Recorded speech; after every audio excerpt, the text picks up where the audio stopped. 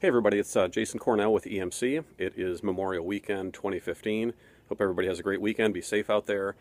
Before the weekend really kicks off, I wanted to spend just a few minutes talking about the evolution of flash technology.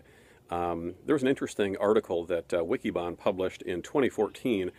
The premise of the article was kind of looking at what does it take to get to an all-flash data center. And so what they did is they looked historically at the flash market and kind of realized that there were these four generations of flash technology, and EMC actually pioneered the Generation 1 architecture back in 2008. What we were doing at the time, as you may remember, is putting a very small amount of flash in our VMAX and our VNX arrays. Actually, we could do it in our DMX arrays as well back at that time.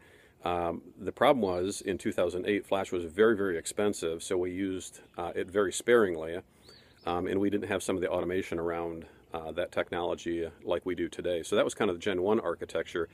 Gen 2 architecture was people like Nimble, people like Tintry that came on the market, and they created kind of this hybrid flash array where they've kind of front-ended the spinning disks with flash technology. That generation is sometimes referred to as the generation of insignificance because that never really caught on. It was very kind of niche, very specific workloads that would run that. So that kind of Gen 2 architecture never really caught on. Things got real interesting with Generation 3 architectures where you see people like Pure Storage, Texas Memory, Violin that are truly getting to an all-flash array. Those are the only, that's the only capacity in those arrays is flash technology. Where those architectures are limited is they're traditionally dual controller, right? So as we scale capacity, we're still limited by those dual controllers.